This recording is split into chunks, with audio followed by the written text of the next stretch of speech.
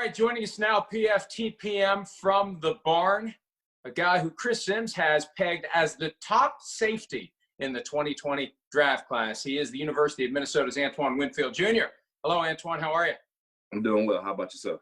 I'm doing well. It makes me feel really old to say Antoine Winfield Jr.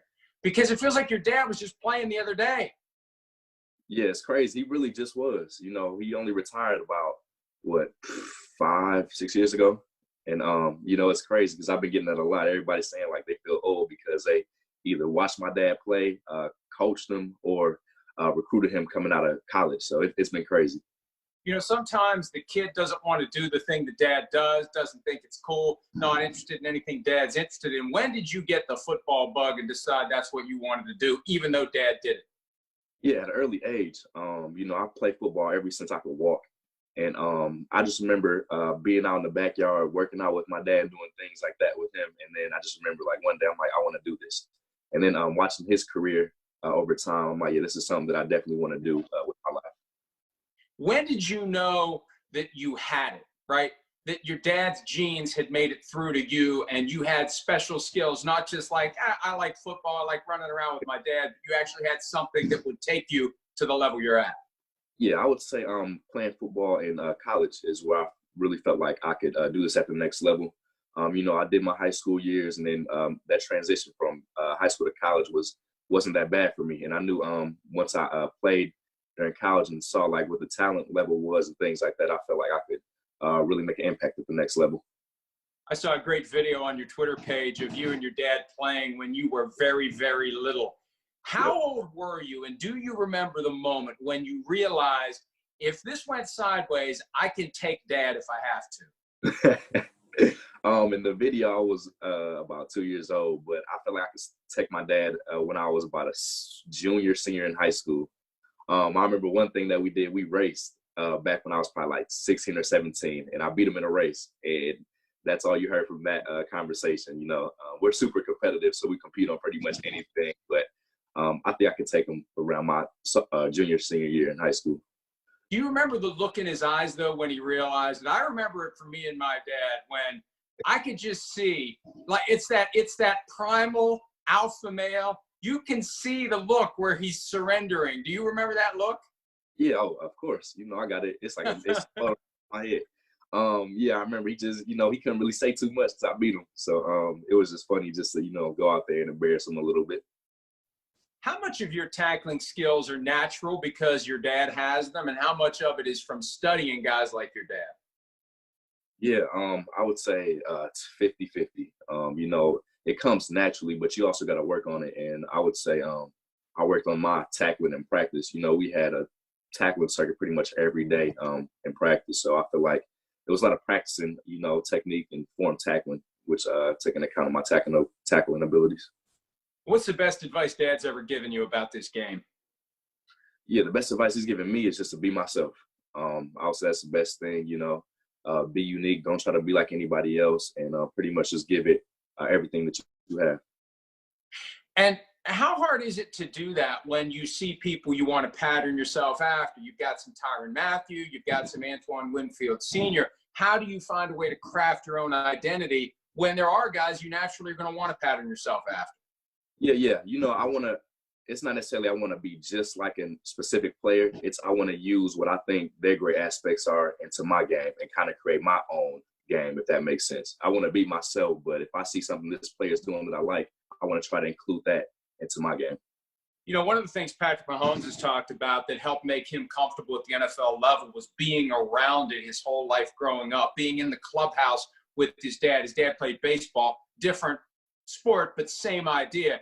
You're around professional athletes. You're not flustered or blown away or in awe once you get there. How much of that do you think is going to help you? Because you've really been in that same boat, and it wasn't baseball. You've been in the football locker rooms. You know what it feels like, what it smells like, what it looks like.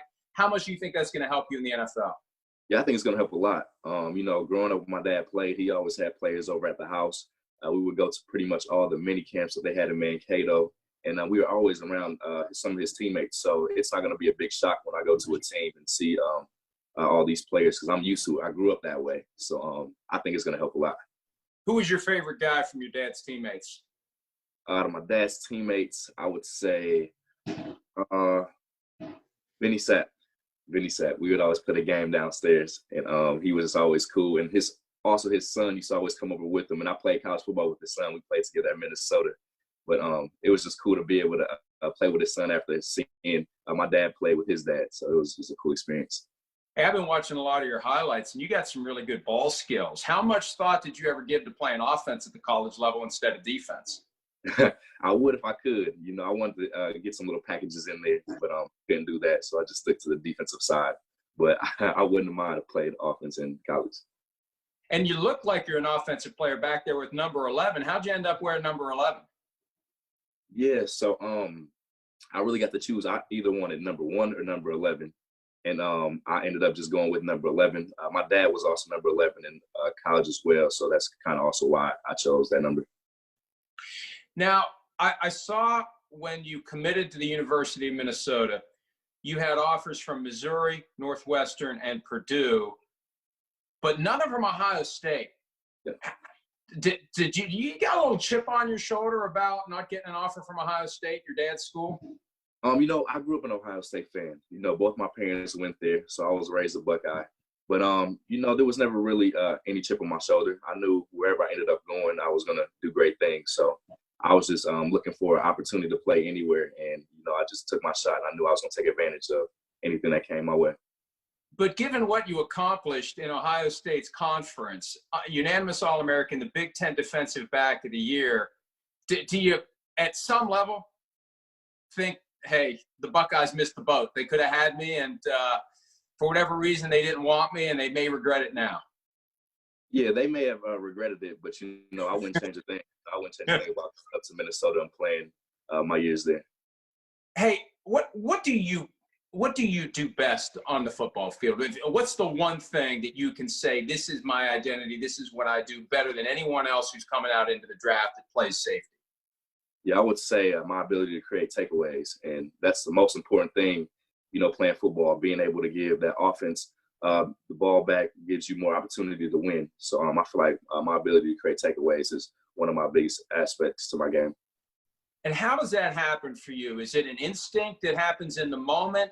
Is it film study that allows you to maybe get a sense of when the ball is going to be in the air and how the guy's going to throw it and how you're going to be able to break on it? How do you get to the point where that ability to generate takeaways, specifically interceptions, becomes such a good trait?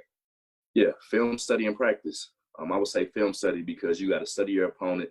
You got to know who the quarterback's main targets are, who's getting the ball, how are they carrying the ball, where's the quarterback looking when he's throwing, and things like that as far as film study, because you got to be one step ahead of the offenses at every time.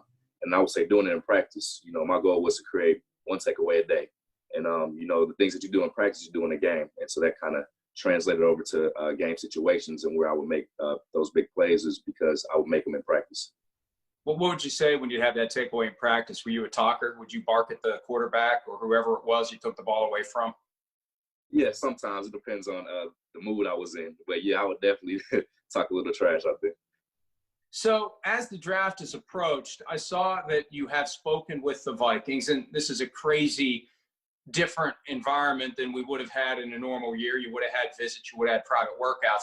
Who all have you had this kind of a conversation with over the past few weeks? Yeah, it's been a few off the top of my head. Chiefs, who else? Patriots. Who else? Titans, Bucks.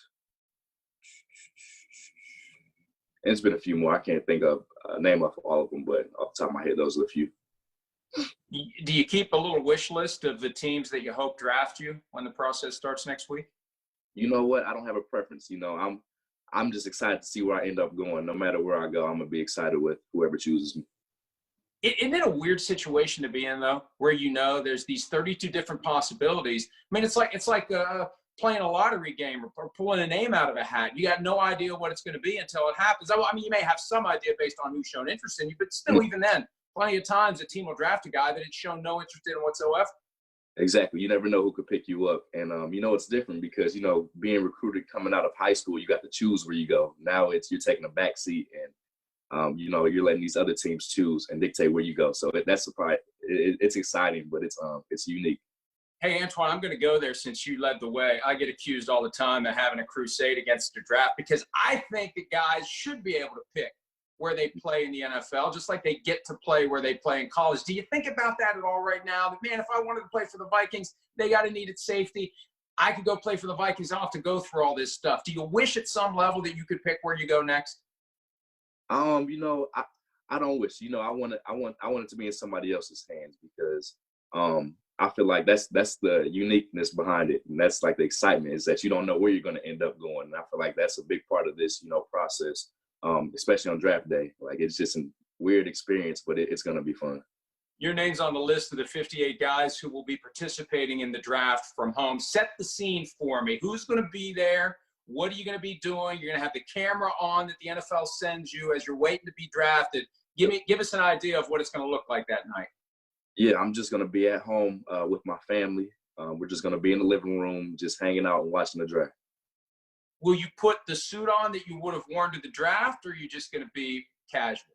Yeah, I'm just going to go with a more casual look. Since I'm at home, might as well be casual and be comfortable. So no suit this time.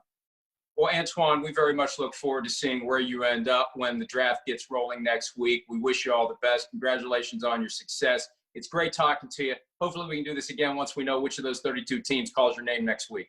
For sure. Thank you very much. Hi, I'm Mike Tirico, and thanks for watching. Make sure to hit subscribe for the latest news and highlights from NBC Sports.